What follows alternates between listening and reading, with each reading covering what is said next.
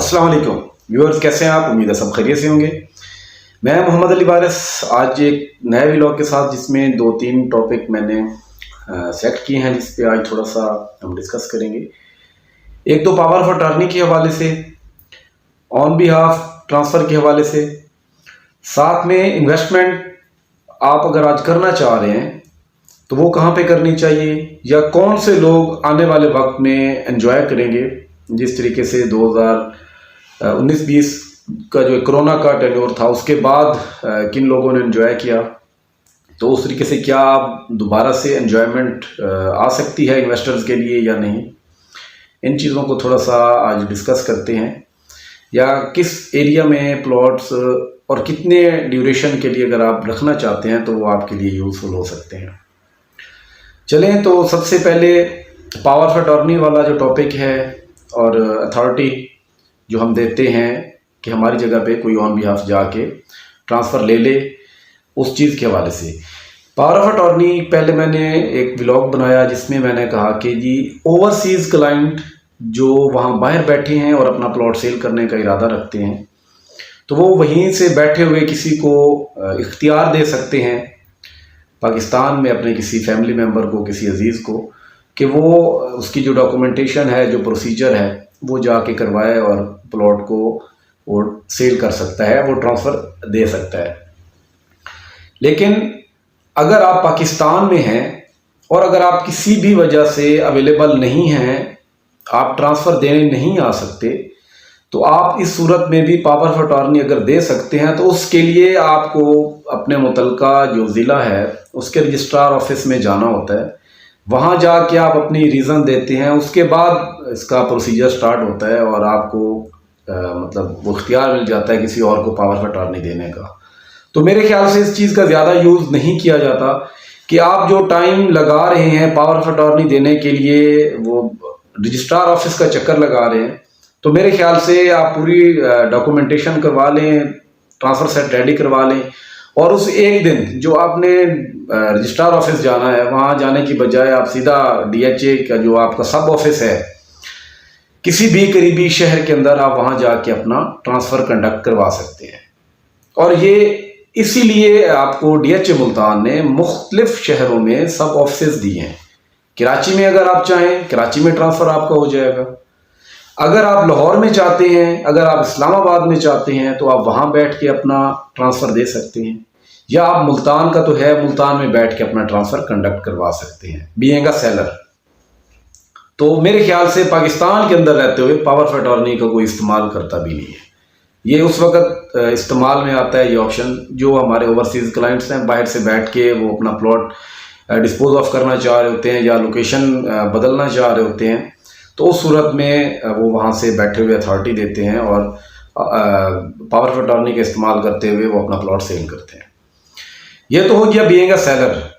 Authority अगर आप देते हैं किसी को कि जी अगर मैंने प्लॉट परचेज करना है, मैं बाहर के किसी मुल्क में बैठा हुआ हूँ या पाकिस्तान में हूँ और मैं नहीं जा सकता ट्रांसफ़र लेने के लिए किसी भी वजह से, तो उसके लिए आपको रजिस्ट्रार ऑफिस और ये सारे मामलात करने का नहीं होता। उसमें आपने एक एफिडेविट, जिस तरह आपके बाकी रेडी होती है ट्रांसफ़र जो डॉक्यूमेंटेशन में ट्रांसफ़र सेट के लिए जो आपके एफिडेविट बनते हैं, वहीं पे आप अथॉरिटी दे रहे होते हैं उस अपने पर्सन को जिसने आपकी जगह पे जाके ट्रांसफ़र लेना होता है, लेकिन वो सिर्फ एक नुमाइंदे की हद तक होगा और प्लॉट आपके नाम पे ही ट्रांसफ़र होगा। तो उसमें आपने वो रिटर्न स्टेटमेंट पे आपने सिग्नेचर करके देने होते हैं, थंब इम्प्रेशन देना होता है, और वो एफिडेविट के ऊपर उसको प्रिंट करके या डायरेक्ट एफिडेविट के ऊपर प्रिंट किया होगा, उसके ऊपर आपने वो अथॉरिटी दे देनी होती है। और आपका जो बकिया प्रोसीजर है वो आपका एज इट इज़ वैसे होता है ट्रांसफ़र का, जिस तरह नॉर्मल आप खुद ट्रांसफ़र लेने जाते हैं। उसमें क्या होगा कि जो एफिडेविट बनेंगे साथ में ऑन बिहाफ जो आपकी जगह पे बैठेगा, वो सारे सिग्नेचर्स वगैरह करेगा, उसके अपने एफिडेविट साथ में लगे होंगे। कुछ एफिडेविट ऐसे होंगे जो ओरिजिनल बायर के नाम के होंगे, उस पर कोई उस वक़्त दस्तखत वगैरह नहीं होंगे, कोई अंगूठे वगैरह नहीं लगेंगे। लेकिन जब एलोकेशन रिसीव करने की बारी आएगी, उस वक़्त आपको बज़ाते खुद जाना पड़ेगा फिज़िकली। आप वो फॉरवर्डिंग लेटर दे के आप उसका क्या बोलते हैं एलोकेशन आप रिसीव कर लेंगे, अपने डिज़ायर्ड स्टेशन पे। ये एक चीज़ यहाँ पे थोड़ा सा बात आ गई कि आपने अगर ट्रांसफ़र मुल्तान में लिया है और आप ये चाह रहे हैं कि जी मैं कराची शिफ्ट हो जाऊंगा, या कराची में मेरा वहाँ पे काम है, या लाहौर में, या इस्लामाबाद में, और मैं ये चाहता हूँ कि जी मैं वहाँ पे अपनी एलोकेशन जो है अपने ट्रांसफ़र के बाद वो रिसीव करूँ और ख़ुद मुझे मुल्तान का चक्कर ना लगाना पड़े। या आपका इस्लामाबाद में ट्रांसफ़र हुआ, आप चाह रहे हैं कि जी कराची मैं रहता हूँ तो मेरे से दोबारा इस्लामाबाद नहीं आया जाएगा, तो at the time of transfer DHA आपको ये सहूलत देता है कि आप ट्रांसफ़र टाइम पे बता सकते हैं कि जी आपका डिज़ायर्ड स्टेशन कहाँ पे होगा, किस स्टेशन पे आप अपना एलोकेशन रिसीव करना चाह रहे हैं। फॉरवर्डिंग लेटर लेके उस मुतलका जहाँ पे आपको इजी है आप वहाँ पे जाएंगे, आप उन्हें कहेंगे कि जी आप एलोकेशन अपना रिसीव करने आए हैं, बशर्ते कि आपका एलोकेशन रेडी हो चुका हो। आप वहाँ पे जाएंगे अपने फॉरवर्डिंग लेटर के साथ, अपने CNIC के साथ। DHA क्या करेगा, आपका फॉरवर्डिंग लेटर वहीं आपसे लेगा, ऑनलाइन सिस्टम है, वहाँ पे आपको आपका एलोकेशन मिल जाएगा और आप इजीली मतलब इस चीज़ को वो प्रोसीड कर सकते हैं, इस सहूलत का फ़ायदा उठा सकते हैं। तीसरा एक चीज़ के हमें कहाँ पे इन्वेस्टमेंट करनी चाहिए, आने वाले दिनों में क्या 2019, 20, 21 में जिन लोगों ने एंजॉय किया क्या वैसा मौका मिलेगा या नहीं। तो एक चीज़ ध्यान में रखें, 2016, 17, 18, 19 तकरीबन रेट थोड़ा थोड़ा बढ़ता रहा, कभी कम होता रहा, लेकिन कोई ज़्यादा बेहतरी नहीं आई। लेकिन जिन लोगों ने साबित कदमी से वो अपने प्लॉट लेके रखे, होल्डिंग कैपेसिटी का वहाँ पे मुजाहरा किया, तो उसमें उन्होंने अच्छा खासा फ़ायदा लिया। क्योंकि जिन्होंने 2018 से पहले बेच दिए या 2019 की जो एक वेव आई थी उससे पहले बेच दिए, तो उन्होंने तो एंजॉय नहीं किया। जिन्होंने उससे पहले बाइंग कर ली और वेट कर लिया, उन्होंने एंजॉय किया और उनके जो प्लॉट्स की कीमतें थी वो तकरीबन अगर आपने 50 लाख का लिया था तो वो 80 लाख, 90 लाख, 1 करोड़, 1 करोड़ क्रॉस कर गया था। आज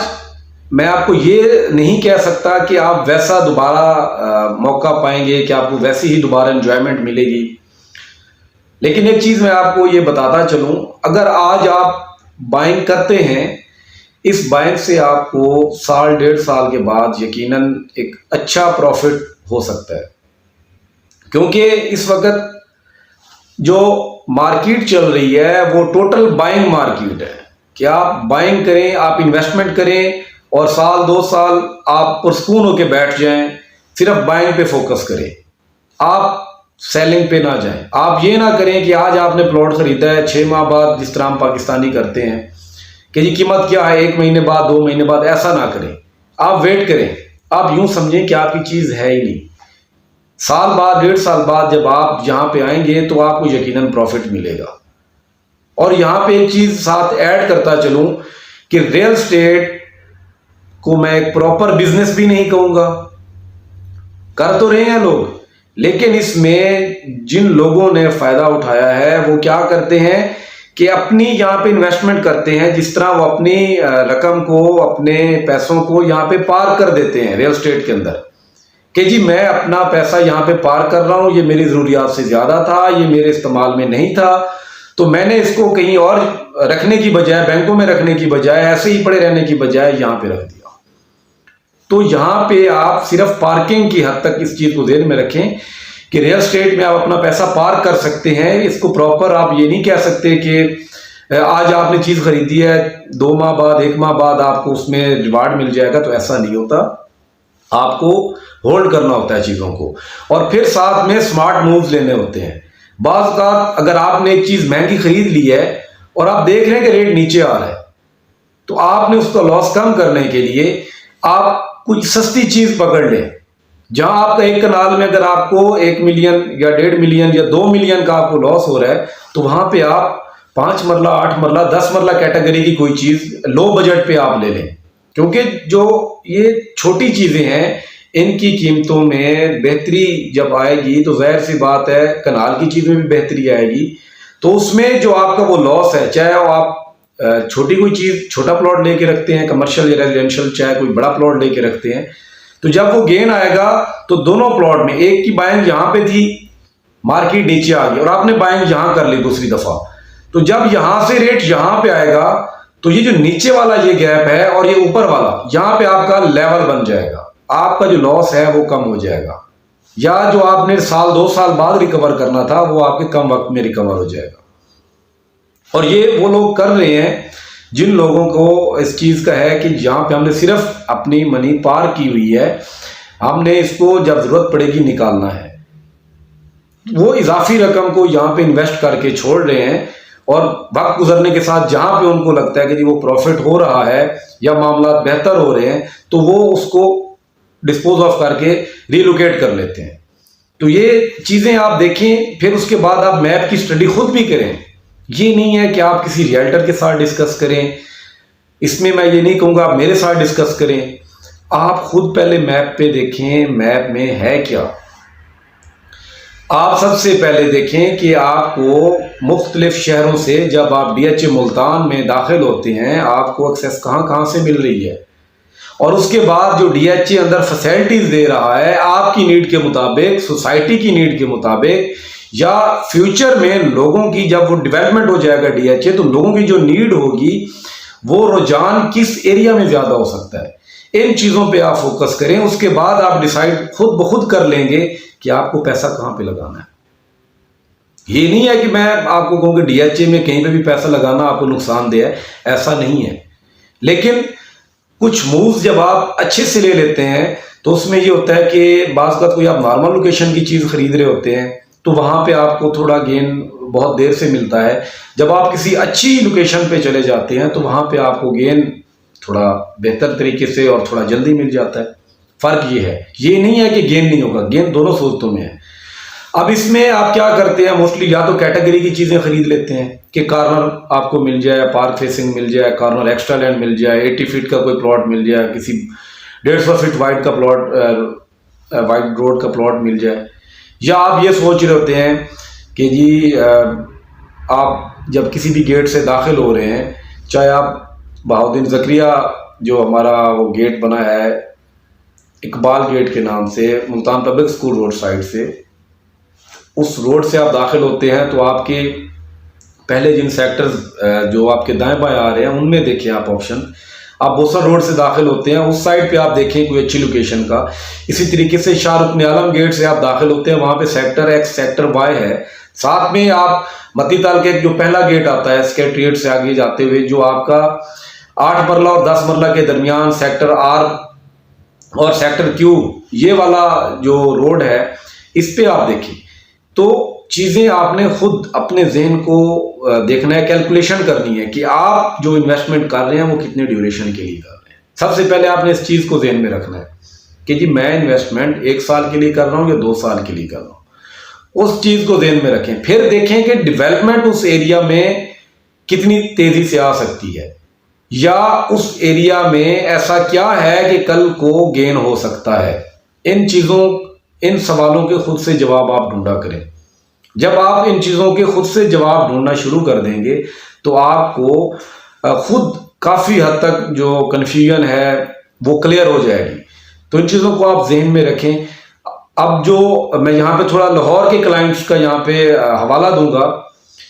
कि लाहौर के जो क्लाइंट्स हैं अगर वो DHA मुल्तान में आना चाह रहे हैं या DHA मुल्तान में वो अपना घर बनाने की सोच रहे हैं इन फ्यूचर, तो उनकी बाइंग का जो एक मैं रुझान देखा है वो कोशिश करते हैं जो आप शाह रुकन आलम गेट से दाखिल होते हैं या आप मती ताल रोड से दाखिल होते हैं तो वहाँ पे आपको 10 मरला का sector U, W1, W2, X, Y, sector U मतलब 1 कनाल और 10 मरला, साथ में 8 मरला, सेक्टर Q, सेक्टर T और सेक्टर R, इन सेक्टर्स में उनका ज़्यादा फोकस रह जाता है। क्योंकि अभी फिलहाल अगर हम इन एरियाज में देखते हैं तो जो DHA के 1 कनाल के प्लॉट हैं यही W1, 2, X, Y ये 4 सेक्टर आपको एक अफोर्डेबल प्राइस पे मिल जाते हैं। अभी जो आपकी इस 1 कनाल की कीमत है तकरीबन वो आपके सेक्टर U के 10 मरला या B1 के 10 मरला, सेक्टर U का तो खैर कुछ नीचे आया हुआ रेट, B1 का जो 10 मरला अभी चल रहा है इसका रेट थोड़ा बेहतर हो चुका है पहले की निस्बत, उसका अगर आप रेट देखें W12XY का देखें तो तकरीबन आपको ये मिलता जुलता रेट दिखेगा, थोड़ा सा आपको गैप दिखेगा। 10 मरला पे अगर आप कॉस्ट ऑफ लैंड 60, 62, 63 लाख लगा रहे हैं, 65 लाख लगा रहे हैं और आपने लगाना 1.5 साल के लिए है, तो क्यों ना आप साल 1.5 साल के लिए कोई इस बजट के अंदर जो 6.5 या 7 मिलियन के दरमियान आपको W12XY यहाँ पे मिल रहा है प्लॉट, या सेक्टर S, सेक्टर O, खैर सेक्टर O की तो रेंज ऊपर चली जाती है। इन सेक्टर्स में अगर आप प्लॉट लेके रख लेते तो जाहिर सी बात है 10 मरला और 1 कनाल के साइज में आपको खुद आइडिया कि कितना डिफरेंस हो सकता है कीमतों का आने वाले वक्त में, कि जब चीजें बेहतर होंगी 10 मरला जब ऊपर जाएगा तो डेफिनेटली जो 1 कनाल है फिर लोग कोशिश करेंगे कि 1 कनाल की तरफ जाएं, कि क्यों वो 10 मरला पे इतना बजट इस्तेमाल कर रहे हैं कि जब उससे मिलते जुलते बजट में या उससे 500,000 मिलियन या 1 मिलियन इजाफी लगाने से आपको 1 कनाल मिल रहा है, तो मेरे ख्याल से लोग फिर 1 कनाल की तरफ मूव करेंगे। और जब लोगों का रुझान उधर जाएगा तो डेफिनेटली चीज़ें और रेट खुद ब खुद फिर वो बेहतरी की तरफ जाना शुरू हो जाएंगे। लेकिन साथ में कुछ एलिमेंट्स भी हैं, कुछ और फैक्टर्स भी हैं जो मार्केट रेट पे अपना असर दिखा रहे होते हैं। तो जब वो बेहतर हो जाएंगे तो इंशाल्लाह तकरीबन तमाम सेक्टर्स के हालात भी बेहतर हो जाएंगे। और इस वक्त DHA मुल्तान में मेरे ख्याल से जितनी सेल परचेज हो रही है शायद किसी और DHA में इतनी ना हो रही हो। DHA मुल्तान में लोग पैसा लगा रहे हैं, ये नहीं है कि कुछ लोगों के जहन में ये चीज़ डाल दी गई है कि लोग DHA मुल्तान में इन्वेस्टमेंट करना छोड़ गए हैं, लोग बाइंग करना छोड़ गए हैं कि जी जहाँ कोई फ्यूचर नहीं है या कीमतें नीचे आ गई हैं। तो ऐसा नहीं है, क्योंकि हम मुल्तान में बैठे हैं, यहाँ पे हम देख रहे होते हैं कि ट्रांसफर्स कितने हो रहे हैं, रेशो क्या चल रही है, ट्रांसफर्स हो रहे होते हैं। अब वो ट्रांसफर किस चीज़ के हो रहे होते हैं, जाहिर सी बात है DHA मुल्तान के ही प्लॉट्स के हो रहे होते हैं, वहाँ पे किसी और सोसाइटी के ट्रांसफर तो सर नहीं हो रहे ना। तो लोग इन्वेस्टमेंट कर रहे हैं। आपको शायद किसी ने डराया है कि जी आप मुल्तान से हटें, आप किसी और DHA में जाएं। एक चीज़ आप खुद बैठ के किसी दिन कंपेयर करें, कंपैरिजन करें कि कौन से DHA में पोटेंशियल ज़्यादा है। अगर आप 2-3 साल के लिए इन्वेस्टमेंट कर रहे हैं या 4 साल के लिए इन्वेस्टमेंट कर रहे हैं, या आप मनी पार्क करना चाह रहे हैं, अपने बच्चों के फ्यूचर के लिए आप कोई चीज़ खरीद के रखना चाह रहे हैं, तो मेरे ख्याल से आपको DHA मुल्तान से कोई बेहतर ऑप्शन नहीं दिखेगा। यही रीज़न है, यही वजह है कि मैं आपसे यही कहा है कि DHA मुल्तान में इन्वेस्टमेंट करें, DHA मुल्तान में बाइंग करें। आज ये वक्त है बाइंग का, क्योंकि आज अगर आप थोड़ी सी भी अमाउंट आपके पास है, 4 मिलियन के अंदर आप 5 मरले का प्लॉट DHA मुल्तान में इजीली अफोर्ड कर सकते हैं। आपको किसी और DHA में 5 मरले का प्लॉट नंबर कभी अलॉट नहीं हो सकता। ट्रांसफर चार्जेस का कंपैरिजन करें, डेवलपमेंट चार्जेस का कंपैरिजन करें, ओवरऑल जो फीचर्स हैं उनको देखें। DHA मुल्तान का जो मॉडल है ये तकरीबन आने वाले 40-50 साल के लिए एनफ रहेगा, इसको बदलने की जरूरत नहीं पड़ेगी, शायद इससे भी ज्यादा अरसा ये चल जाएगा। तो इस चीज को आप जहन में रखें, क्योंकि DHA मैं ये नहीं कह रहा कि बाकी DHA अच्छे नहीं है, लेकिन बाकी DHA अगर हम देखें तो फेज 1, 2, 3, 4, 5 अगर आप उनमें डेवलपमेंट देखें, उनका स्ट्रक्चर देखें, उनका मॉडल देखें और आप DHA मुल्तान के साथ उस चीज़ को कंपेयर करें तो इस चीज़ में आपको खुद ब खुद बगैर किसी अवाम के फ़र्क भी नज़र आ जाएगा कि DHA मुल्तान काफ़ी चीज़ों में बाकी DHA से बेहतर है। तो इसलिए अगर आप लॉन्ग टर्म इन्वेस्टमेंट करना चाह रहे हैं या अगर आप शॉर्ट टर्म साल 1.5 साल के लिए भी करना चाह रहे हैं तो DHA मुल्तान में इन्वेस्ट करें, क्योंकि मुल्तान के जो मुख्तलिफ सोसाइटीज़ के लोग हैं जहाँ पे वो रह रहे हैं, रॉयल ऑर्चर्ड में रह रहे हैं, वापडा, मॉडल टाउन, बुच विला लोग रह रहे हैं, लोग पैसा वहाँ पे ज़्यादा लगा रहे हैं अभी, लेकिन कल को उन्होंने DHA में मूव करना है, क्योंकि ये बाद में जिस तरह वो अंदरून शहर से लोग निकल के बाद में इधर आए थे ना वापडा और रॉयल ऑर्चर्ड या बुच विला में, तो एक वक्त आएगा ये वापडा, ये मॉडल टाउन, ये अंदरून शहर से मिल जाएगा, ये रशी एरिया हो जाएगा। फिर यहां से लोग मूव करके जाएंगे DHA मुल्तान में, DHA में जाके वो अपना घर बनाएंगे। आज भी काफ़ी सारे ऐसे मेरे साथ कुछ दोस्त जुड़े हुए हैं, कुछ क्लाइंट्स हैं ऐसे जो पहले वापडा या मॉडल टाउन में रह रहे हैं या वो अंदरून शहर में रह रहे हैं, तो वो वहां से स्विच करके जा रहे हैं डीएचए मुल्तान में। आप ये सोच रहे हैं कि जो रॉयल आर्चर्ड में रह रहा है क्या वो डीएचए में नहीं जाएगा? उनके भी डीएचए मुल्तान में प्लॉट्स हैं, उन्होंने भी ऐसी चीजें सिलेक्ट करके रखी हुई हैं कि आज हम बाय करके रख लेते हैं, कल को जब हम स्विच करेंगे हमें यहां से अच्छा रेवेन्यू मिलेगा, हम वहां जाके घर बना लेंगे। और लोगों ने वहां शिफ्ट होना है। ये साल 2 साल के दौरानी के बाद आपको डीएचए मुल्तान का नक्शा, डीएचए मुल्तान में एंड यूजर का फ्लो बहुत बेहतर अंदाज से दिखेगा। तो ये वक्त है बाइंग का, आप बाइंग करें। आप मेरी इस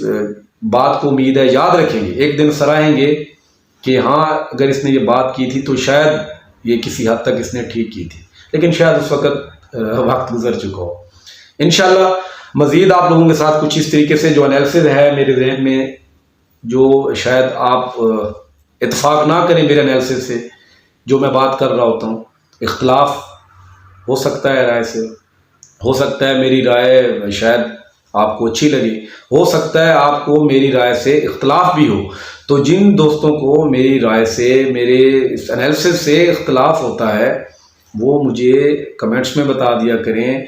अगर वो कमेंट्स में नहीं तो मुझे व्हाट्सएप कर दिया करें। उसमें यह है कि थोड़ी मेरी भी वो उन चीज़ों को लेकर मज़ीद जो सोच है वो बदल सकती है, वो बदल जाएगी, और जो मेरा नज़रिया है इन चीज़ों को लेकर देखने का शायद वो और बेहतर हो जाए। मैं आपसे दुआओं की दरख्वास्त करता हूँ। इंशाअल्लाह नेक्स्ट व्लॉग में आपसे मिलूँगा। अगले व्लॉग तक के लिए इजाज़त दीजिए। अल्लाह हाफिज़।